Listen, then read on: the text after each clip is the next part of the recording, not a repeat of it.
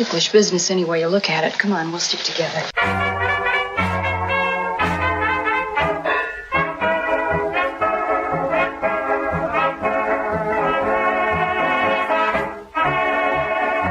It's Ticklish Business, the podcast devoted to honoring and deconstructing the world of classic cinema. As always, I'm your host, Kristen Lopez. And there's never a bad time to get a Christmas gift, even if it's a couple of days after Christmas. Our final Christmas episode sees Todd Liebenow join me to discuss 1947's The Bishop's Wife. Can't go in without a pass. Oh, well, you see, we work here. That is, we just finished over there, now we... All right, so you're finished. There's no one stopping you from leaving. You don't understand. We still have to make the trailer. And I'm sure you wouldn't want to stop us from telling people about a great picture like The Bishop's Wife. Have you seen it? Well, no, not exactly, but... Then how do you know it's great? Well, we had a lot of fun making it, and that's always a very good sign. The Bishop's Wife actually owes its existence to another film, 1945's The Bells of St. Mary's. That movie, which was a sequel to 1944's Going My Way, starred Bing Crosby and Ingrid Bergman as a priest and a nun who run a Catholic school. Mega producer Samuel Goldwyn had been given carte blanche after creating what had been called, quote, the finest movie ever made, with 1946's Oscar-winning picture The Best Years of Our Lives. And after seeing The Bells of St. Mary's, he decided he wanted to make something similar. He turned to Robert Nathan, a popular author whose book The Portrait of Jenny was at the time a bestseller, and that book would receive an adaptation in 1948. The novel followed a beleaguered bishop who received some heavenly help from an angel named Dudley. Goldwyn next turned to screenwriter Robert Sherwood, who'd recently won an Oscar for adapting the script that became The Best Years of Our Lives, and much of The Bishop's Wife actually was hoped to be Old Home Week for those who had worked on The Best Years of Our Lives. But where Sherwood knew how to capture post-World War II America, he couldn't quite blend the fantasy and the reality of this movie. It was one of many issues that would end up plaguing production. Goldwyn's desire to just recycle everyone who had worked on Best Years hit a snag when Oscar winner William Wyler turned Goldwyn down to helm this film. In his place was director William Sider, a man better known for comedies, not fantastical romantic dramas. The cast at the time also included Dana Andrews as the bishop, Teresa Wright as his wife, and David Niven as the meddling angel Dudley. Once upon a time, there was a little boy, and he lived in a little town. What was his name? His name was David. He was a shepherd, and the town where he lived was called Bethlehem. Oh, I know Bethlehem. That's where the star was. That's right, only David lived long before the star. Well, one night, David was out in the hills tending his sheep. He was playing the harp and singing. What was he singing, Jingle Bells? No, Jingle Bells hadn't been written then. David was singing songs that he wrote himself. Well, suddenly an angel came down and spoke to David. How did David know it was an angel? He didn't know. And you know, that's the way it always is. Angels come down and put ideas into people's heads, and then people feel very proud of themselves because they think it was all their own idea. Now you might be saying, Kristen, that doesn't sound like any of the people you've included in the clips, and that's correct. The rushes weren't looking good, so Samuel Goldwyn was forced to clean house at huge expense. He fired William Sider, replacing him with Henry Koster, who had had more success making family features with moralistic messages. Teresa Wright was supposed to stay in the role of Julia, but the actress became pregnant, forcing Goldwyn to trade Dana Andrews to RKO for the talents of Loretta Young. It was Koster who suggested Cary Grant to replace Andrews, but Grant wasn't happy. He kept finding fault with the script before eventually suggesting that he and Niven switch roles. Though the move was for the better, Grant continued to have issues with the picture in its entirety, as well as squabbling with actress Loretta Young, who couldn't abide with the actor's need for perfection. As for Niven, he was suffering from problems that extended outside of Hollywood. He was still in mourning for his beloved wife Primmy, who had died in a freak accident during a party at Tyrone Power's house. The world changes, but two things remain constant. What? Youth and beauty. Now, they're really one and the same thing. The trouble is people grow old. Not everybody.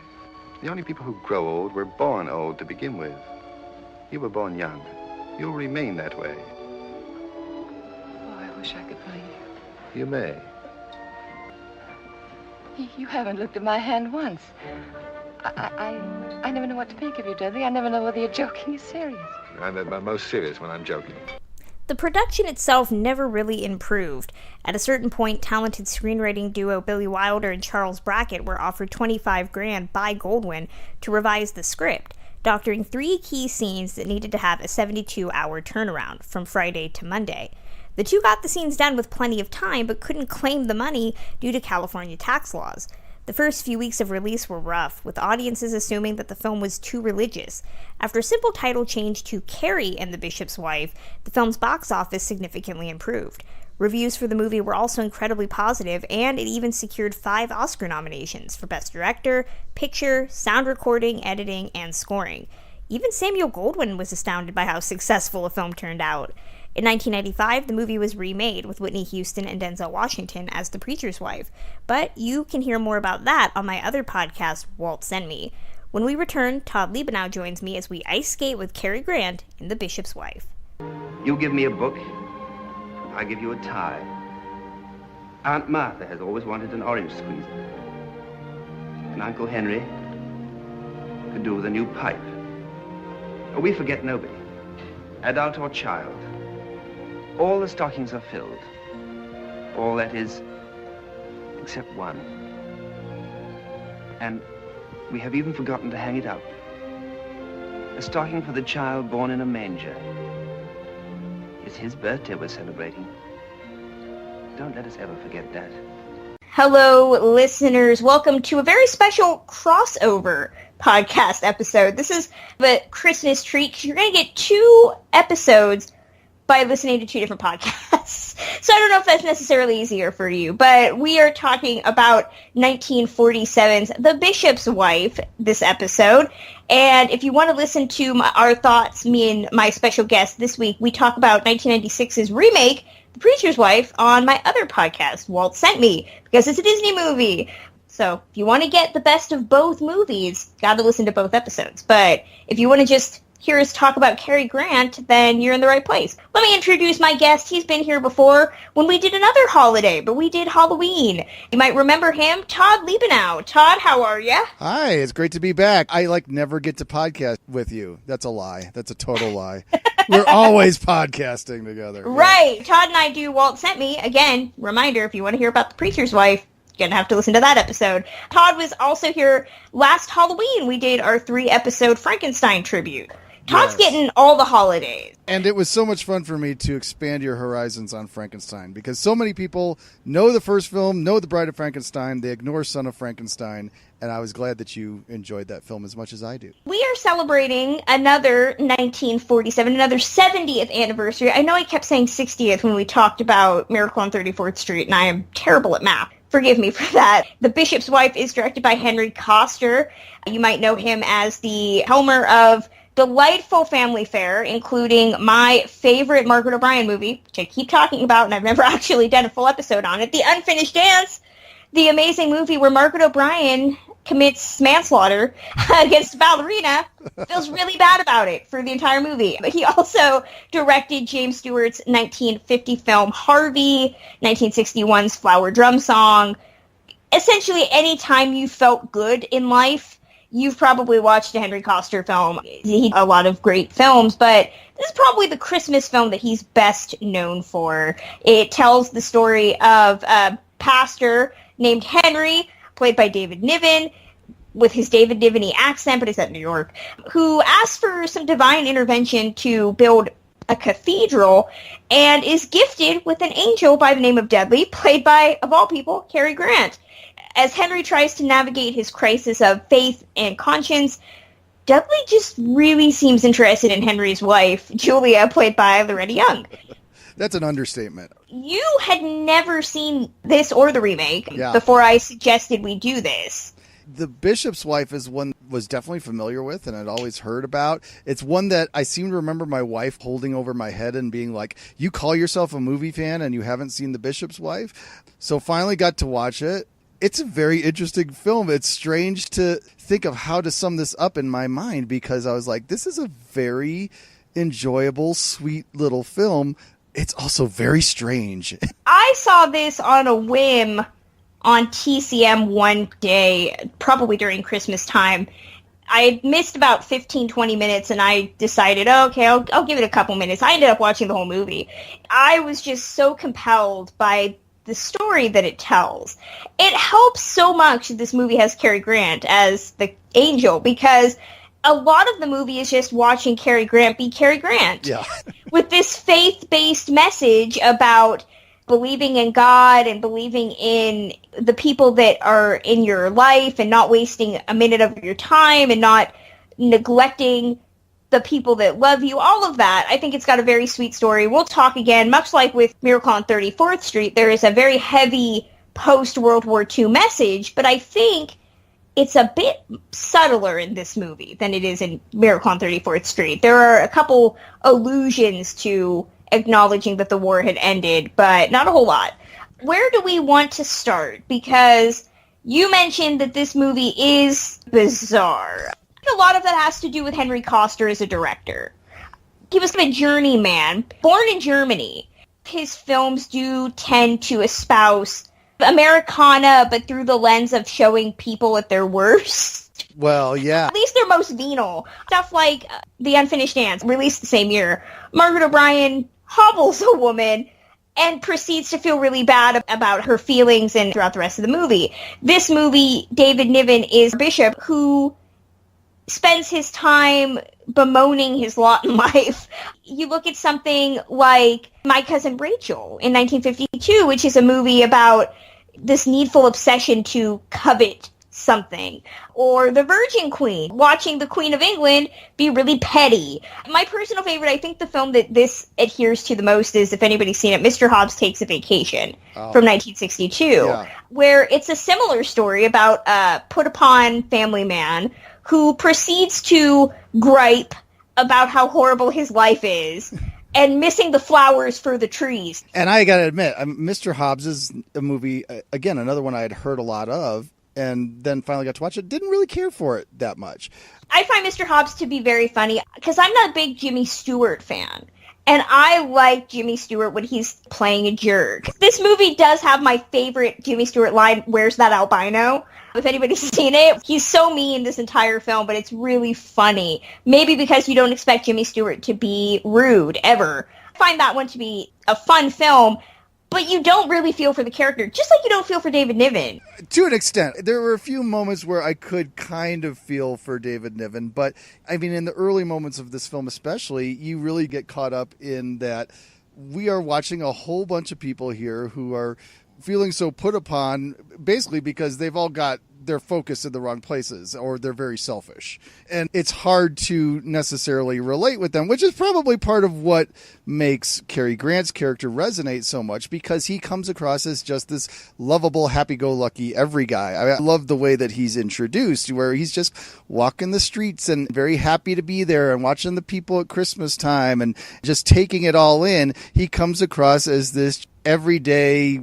happy-go-lucky everyman, and he's just lovable from the start. You almost wonder, well, why does he really want to help these selfish people? There's an element to him that's similar to when we talked about Miracle on 34th Street, to the Edmund Gwenn character. You don't get a lot of background about why he's there. And you're under the belief that angels just walk amongst us. Right. So Cary Grant's character isn't necessarily drawn to David Niven's Henry. He's just assigned for the day, but you're under the impression that he spends his day intervening in people's lives, whether it's stopping a baby from being hit by a car or just talking to people, escorting them across the street. There's this world building of God and his minions, for lack of a better word, are all around us. It's very prevalent, which I appreciate a lot. Yeah, I enjoyed that too. And if he's going to be drawn to anything in this movie, what he's drawn to is the bishop's wife, which is where the story, I think, starts to take that kind of weird turn that I talked about before. Because, you know, what I'd always heard about this was that we have this story where this angel's supposed to help out this pastor, and okay, great. But then I had also heard he starts to fall for the bishop's wife. And I'm like, wait a second, isn't that a little sacrilegious? How am I supposed to feel about that? That leads me to a question. So the crux of the movie is about Henry finding the wherewithal to get this cathedral built under his terms, because he spends most of the movie trying to please a woman, Mrs. Hamilton, played by Gladys Cooper, who you might remember as the little old lady in an episode of The Twilight Zone. I'm trying to remember. Is it the one with Robert Redford? I think it might be. Oh, let me throw in here. One thing I thought was very funny was that her character's name was Mrs. Hamilton, because my brain automatically went to Margaret Hamilton, the Wicked Witch of the West, and I was like, this character is very Wicked Witch of the West-ish. We're going to talk about some of the character performers that are in here, because there's a great amount of character actors. He's trying to please her. She wants to build this edifice to her husband. He wants to build something that will be reverent to God. Much of the movie is him trying to do that at the expense of his wife and his daughter. His daughter, by the way, is played by Carolyn Grimes, who you might know as Zuzu from the other Christmas movie, It's a Wonderful Life. More connections to that movie, even though we're not talking about it this Christmas.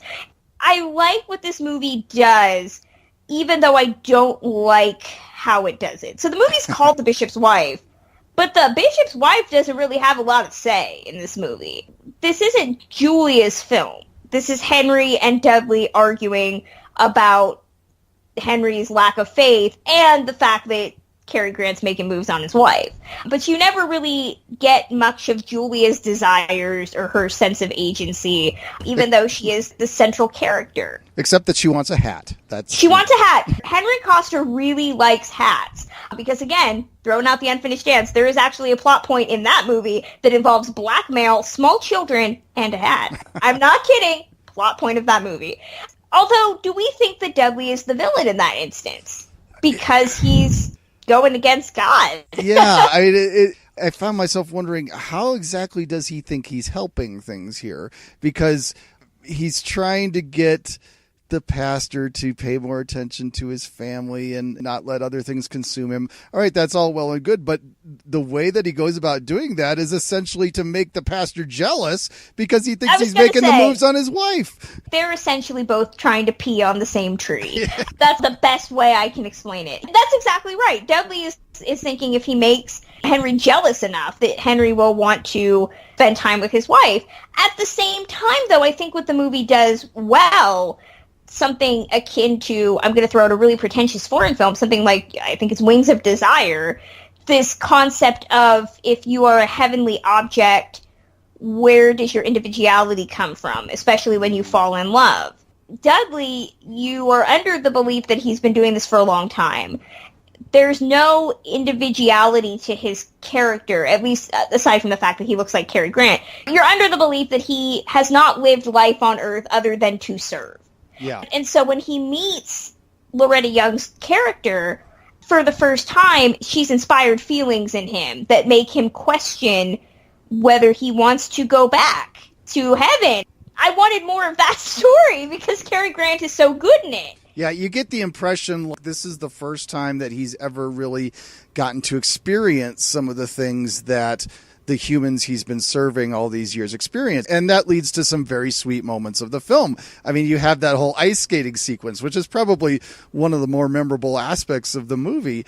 And that Cary Grant mask. Oh, that poor stunt double in the Cary Grant mask. It takes about a minute or so for you to adjust to it, and then you just give in and go, okay, yeah, I'm going to look past that weird mask and go, this is a pretty sweet sequence. There's some fun ice skating choreography. But moments like that just become so happy and joyous. They're part of what make this film somewhat irresistible on a certain level. And Cary Grant, in 1947, he had gone back to comedy after doing some serious dramas. He had done None But the Lonely Heart. He played Cole Porter in Night and Day, which he played Cole Porter in a movie in 1946. So trust me when I say it's not accurate. Unless you want to talk about art imitating life and Cary Grant playing Cole Porter. And then that 1946, he did Notorious, where he plays a character who is just like the biggest jerk in the entire history of film. I'm sorry. I love it, but I hate his character. And so 1947, he's playing these Cary Grant types, I think is the best way. So he was in The Bachelor and the Bobby Soxer, which is a very cute movie. If you think this movie's weird, wait till you watch that movie where he dates Shirley Temple because a judge demands it. But here, he's playing a Cary Grant type. But he's playing a Cary Grant type that is compelling people to see the best in humanity. Mm-hmm. You look at him and you wish every man was like Cary Grant. You wish every woman could get a Cary Grant. Cary Grant is essentially all that is good in the world in 1947, which works out just fine. And you bring up the ice skating scene, which I think is very cute. The scene that always does it for me, there's a couple moments that I think are worth discussing. I don't think Cary Grant gets a lot of credit for how good of an actor he could be. It's really easy to see him as Cary Grant, this guy who just, with a wink and a smile, could seduce you. There's a moment where he's telling the story of David to Henry's little girl, and it's this really, I mean, of course, everybody comes out of the various rooms to listen to this story, and it's not because it's Cary Grant telling the story, it's because it's Dudley telling the story so well and with such passion and interest, like he was there and he might have been there. Yeah, you kind of believe that he was. It's a lovable sequence and also has a little bit of an awkward undercurrent to it because you're watching David Niven there standing off to the side and you're going, dude, you should be telling this story. Well, and Dudley asks him, you know this, why don't you tell her? And he just brushes it off. We're going to come back to Cary Grant, but how do we feel about David Niven? David Niven is an actor that is hit or miss for a lot of people. He's fine in certain movies where he plays an arrogant, pompous, usually drunken sod. If you watch something like The Moon is Blue, he's really fun. Whereas in this, he's just uptight. That diminishes any good performance. At the same time, I think that you have an interesting moment where that finally starts to break down when we get to the end of the film. And he's got that scene with the professor, and he's coming to realization of how he has been ignoring his family and his true responsibilities. And you see that pompous attitude start to break down. So in some ways it works, but you do wish that Niven's character felt a bit more human. Because so much of the movie is just him being flippant about everything. Dudley tries to direct him, and even his wife tries to direct him at a certain point. You haven't said anything about my hat. And he's just, oh, yeah, it's nice. I don't really care. So when he has that epiphany, I wanted that epiphany to come more from a moment with his wife and not, the professor. Even though I love Monty Woolley, I just was thinking this moment would be a bit more cathartic if you were with the person that you know you should be with. Exactly. I'm not a big Loretta Young fan. I know. I've watched both pre-codes and post-codes. I don't really care for her. This is interesting because I've had a limited number of films that I've seen her in. Most of them have been pre-codes. And with that, I've been quite intrigued from her. You know, things like Employee's Entrance and Hatchet Man, things like that. You know, I've kind of gone, oh, she's very interesting. And then we got to this film and I'm going, this is not the same person I saw in those movies. Loretta Young is one of those actresses that is a very intriguing person because she made these pre-code movies and is probably best known mostly to people in the 50s and 60s as this very conservative, staunch example of the staid 1950s as the 1960s and the hippie movement would come up. She was looked down on for being this uptight relic of conservative values. I've seen a couple of her movies, stuff like Platinum Blonde, the aforementioned Midnight Mary.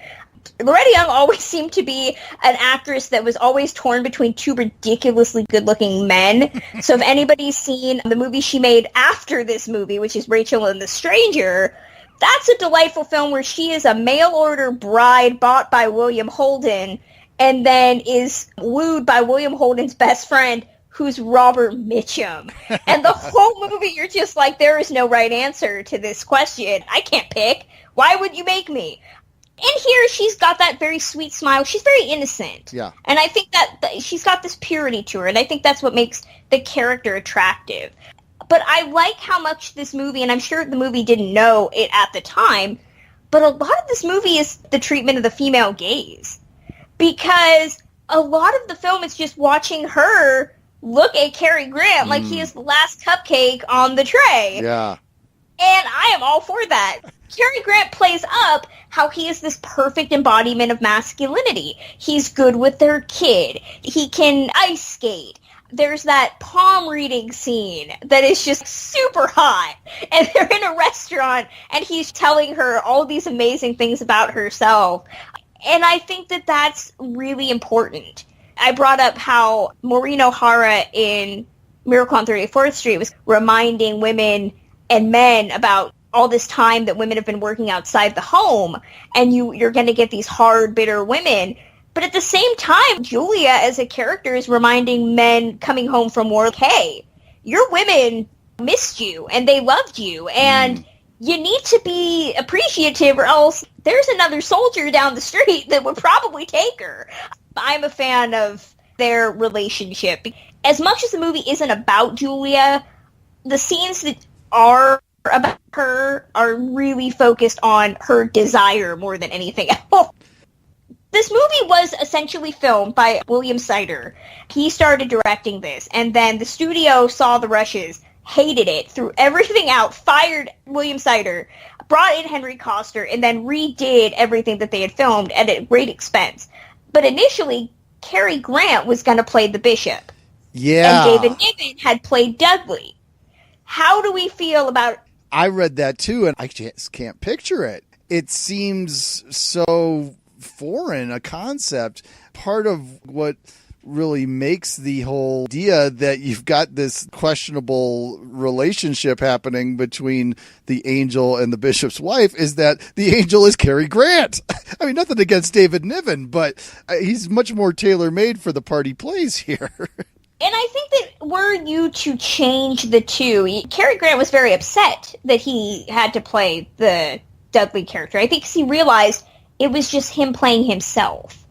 If you had the David Niven character playing Dudley, you'd get a more uptight, by-the-numbers type of figure. I think of someone like Buck Henry in Heaven Can Wait. This pencil pusher type of character that acts as more of a nag than anything else. I think this works. And it helps that David Niven had played a character that dealt with life and death when he did A Matter of Life and Death, the Powell and Pressburger film, which is a beautiful movie if you've never seen it. I like their back and forth, their banter. There's not a whole lot of disbelief for most of the movie that Dudley is who he says he is. So after a certain point when Henry buys in, okay, this guy's an angel, it just becomes this odd couple situation where they start needling each other. My favorite scene is when Dudley just starts like rummaging through his mail like he owns the place. And Henry says, are you expecting a letter? And Dudley says, well, no, but if I did, the stamp would be worth saving.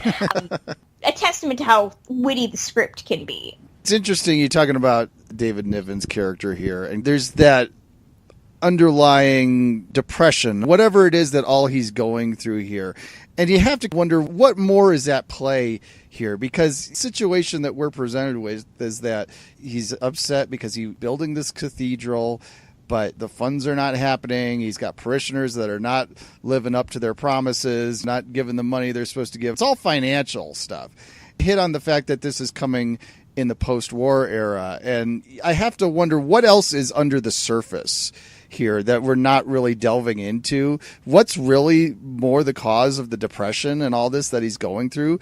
Was he in the war? Is there other things that we're not aware of here? I mean, it seems like there's stuff that could have gone a bit deeper. It's why I bring up something like Miracle on 34th Street, where we talked about how that movie is very steeped in reminding audiences that the war had ended just 2 years before. You get moments that act as reminders, whether it's a little Dutch girl talking about how she's an orphan. The implication is that her parents have died. This movie, I think, is subtler. You get the fact that Henry wants to build this cathedral not as a monument or a statue to a fallen, an imagined hero, but as proof of God. And I think that says a lot right there, that in the wake of this war, when you were getting all these monuments and a lot of people questioning what it all meant, he wants to build this edifice that is a place where people can come together and say prayers and hope that this doesn't happen again. He doesn't want to make this statue to one man, because after the war you would see a significant uptick in monuments to individuals. And so that's my thing. I also think that the movie's message is very timely to post-World War II, the emphasis of not living to work. That people had spent so much time working for the war, and now that it's over, it's time to go back and appreciate your family, appreciate Christmas. If you're watching Miracle on 34th Street, the reminder that you should buy your kids presents. This is reminding you to spend time. You don't know what's going to happen tomorrow. Yeah. You should appreciate what you have now. One of the great manifestations of that, I think, is in the taxi driver character, where they just encounter this guy. He's driving them around town, hardworking, working class guy, and he ends up a part of their adventure. And he straps on some skates, and he's out there having fun, and it's the best time he's had in years. It's James Gleason, by the way, which I thought was really funny. The most overt reference to post-World War II is Dudley says, I think it's him and Julia talking about Europe, and he says that he's recently spent a lot of time in Paris, and the concept of rebuilding Paris post-World War II. It's a throwaway line. It's not noticeable post now in 2017. You're not going to know what he meant, but for audiences in 1947, that's a really serious moment, which is necessary.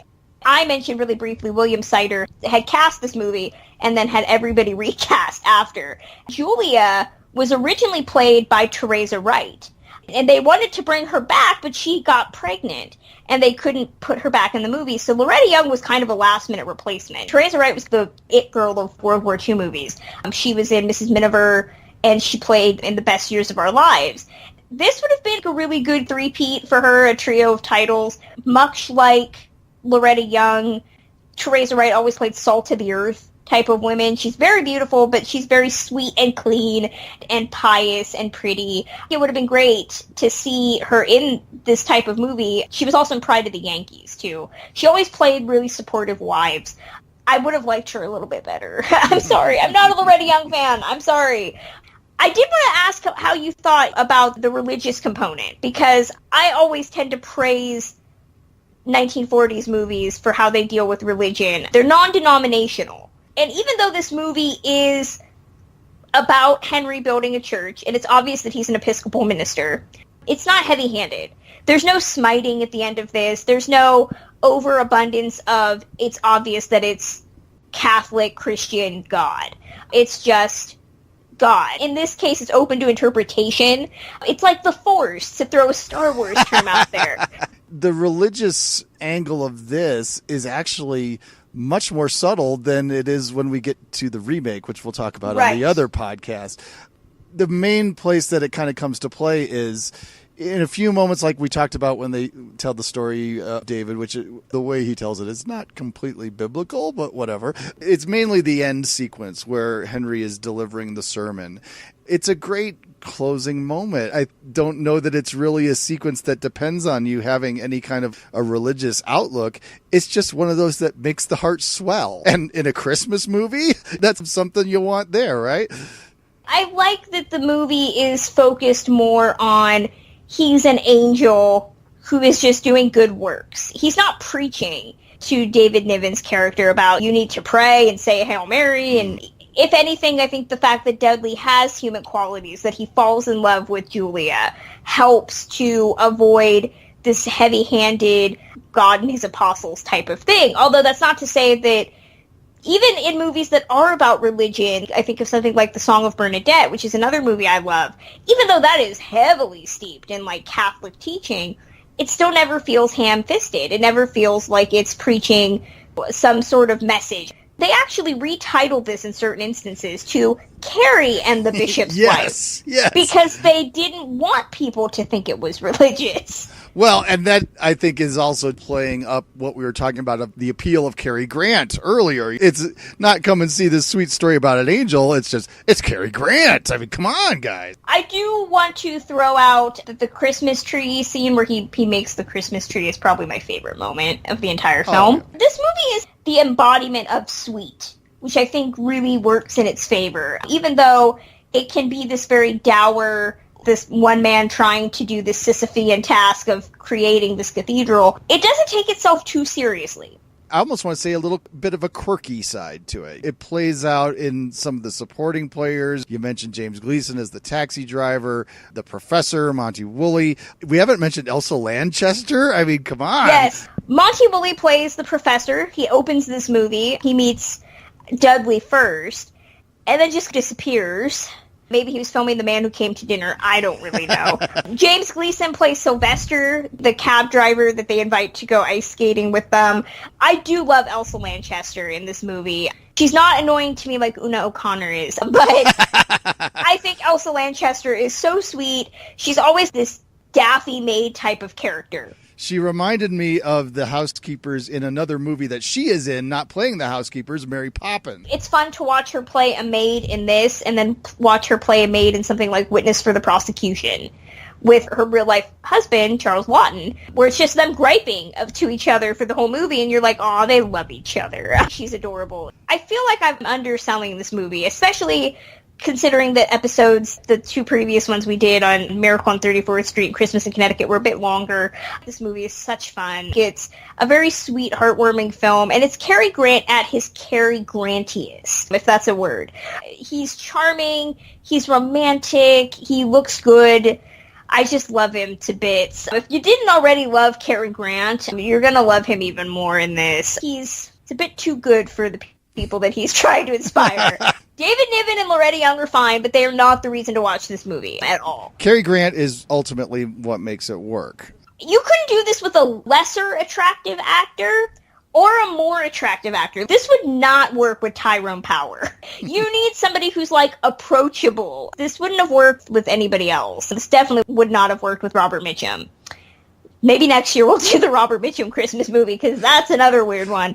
I'm almost a little scared to think about Robert Mitchum as an angel. Much different approach to whipping Henry into shape. I thought it was very sweet. Like I say, I think Cary Grant is really the main reason to watch this. I mean, there's certain things about this that, got to admit, some modern viewers may have trouble warming up to. I mean, it's a slow, quiet movie, but it is rewarding in a lot of ways. And I think a lot of that comes down to just the extreme likability of Cary Grant and his portrayal in this film. So I am glad that I finally got around to checking this one out.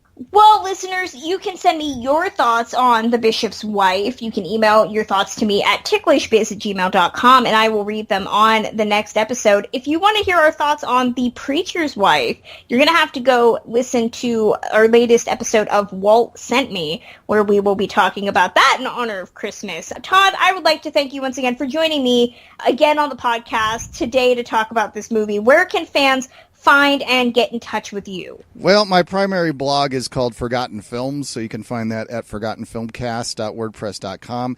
You can also find my other podcast over there, which is called The Forgotten Filmcast. We talk all about the movies that time forgot on that show. And you can follow me on Twitter at Forgotten Films. That's films with a Z. That'll close out this edition of Ticklish Business. And remember, if you want to hear my thoughts on The Preacher's Wife along with Todd, you can check out iTunes and search for Walt Sent Me. You can also find it a variety of other places just by Googling Walt Sent Me. You can listen to Ticklish Business, though, a multitude of ways, either directly at ticklishbusiness.podbean.com, via Stitcher Radio and Player FM, on YouTube, or on iTunes. If you are listening via iTunes, please help the podcast out by leaving a rating and review. As always, you can contact me directly with questions, comments, suggestions at ticklishbiz, that's B-I-Z, @gmail.com, or visit me at my official website where I discuss classic films regularly, journeysinclassicfilm.com. The podcast is also on Twitter at ticklish_biz. Want to learn more about upcoming episodes or hear exclusive content before anyone else? Then consider supporting Ticklish Business via Patreon. I have a wealth of amazing perks, and all your donations go right back into making Ticklish Business the premier classic film podcast. If you're interested in becoming a patron, just head over to patreon.com/ticklishbiz. Patrons already had exclusive access, but you can now head over to Patreon and listen to my interview with Alexandra Dean, director of Bombshell, the Hedy Lamarr story. Next time, Ticklish Business brings in 2018 with another installment of my classic film discoveries. I hope you all have enjoyed the podcast this year. Have a safe and happy new year, and we'll talk in 2018. Till next time.